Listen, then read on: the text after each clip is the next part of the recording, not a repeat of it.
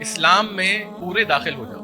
تو آپ سوچ رہے ہوں گے کہ کیا آدھا ادھورا بھی داخل ہوا جا سکتا ہے؟ کہ اسلام میں مکمل پورے داخل ہو جاؤ. خطاب کس سے ہو رہا ہے؟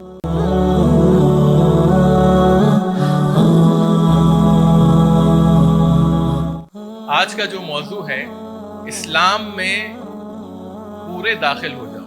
تو آپ سوچ رہے ہوں گے کہ کیا آدھا ادھورا بھی داخل ہوا جا سکتا ہے یا پارشلی بھی اسلام میں آ سکتے ہیں یا آ کے تھوڑا آگے پیچھے ہو سکتے ہیں. قرآن مجید میں اللہ تعالیٰ نے فرمایا سورہ بقرہ کی آیت نمبر 208 میں کہ یا ایھا الذین آمنو، اے لوگوں جو ایمان لائے ہو، اے مومنو، ادخلوا فی السلم کافہ، کہ اسلام میں مکمل پورے داخل ہو جاؤ. خطاب کس سے ہو رہا ہے؟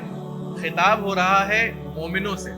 اگر غیر مسلموں سے خطاب ہوتا تو اس بات سمجھ میں آتی کہ یا ایھا الناس ادخلوا فی السلم کافہ، کہ اے انسانوں اسلام میں مکمل داخل ہو جاؤ. لیکن یہاں پر خطاب جو ہے وہ غیر مسلموں سے نہیں ہے، خطاب ہے مسلمانوں سے کہ تم لوگ جو ہوئے تم لوگ پورے اسلام میں داخل ہو.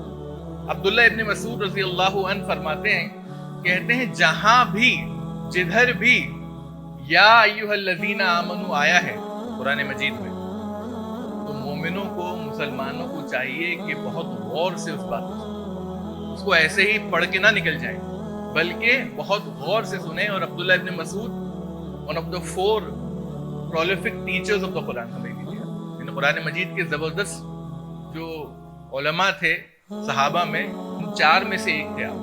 تو جہاں بھی یا ایھا الذین آمنو آئے تو سمجھ لو کوئی حکم آنے والا ہے، اللہ تعالیٰ کچھ کہہ رہا ہے، ایسی خاص بات مومنوں سے خاص. اس کا جو شان نزول تھا، یہ آیت کب اتری؟ یہودی اسلام میں آنا چاہتے تھے، دلچسپی رکھتے تھے نبی کریم صلی اللہ علیہ وسلم کے ٹائم پر، اور وہ رسول اللہ صلی اللہ علیہ وسلم کے پاس آئے اور کہنے لگے یا رسول اللہ، یعنی رسول اللہ ماننے کو تیار ہو گئے تھے، ہم مسلمان تو ہو جائیں گے لیکن ہم جو ہے جمعے کی جگہ سیٹرڈے کو ہی اپنا ہولیڈے مانیں گے. سمجھے بات؟ ہم مسلمان ہو جائیں گے لیکن جو فلاں چیز ہے اسلام کی وہ بڑی ٹف ہے، اس کو ہم نہیں مانیں گے. تو اس سے پتہ چلتا ہے کہ یہودیوں نے آ کر کنڈیشنز رکھی، اور اسلام میں کوئی کنڈیشنل مسلم نہیں ہوتا.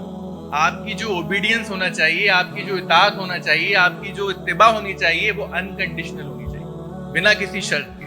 تو یہودیوں نے یہ شرط لگائی تو اللہ تعالیٰ نے یہ آیت نازل کری یا ایھا الذین آمنوا ادخلوا فی السلم کافہ. آگے اللہ نے کیا کہا؟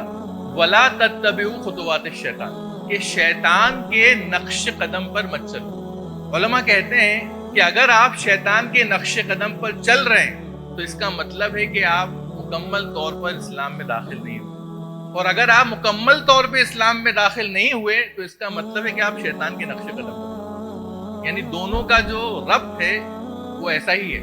اگر آپ مکمل طور پہ اسلام میں داخل نہیں ہوئے تو آپ شیطان کے نقش قدم پر چل رہے ہیں، اور اگر آپ شیطان کے نقش قدم پر چل رہے ہیں تو اس کا مطلب ہے کہ آپ مکمل طور پر اسلام میں داخل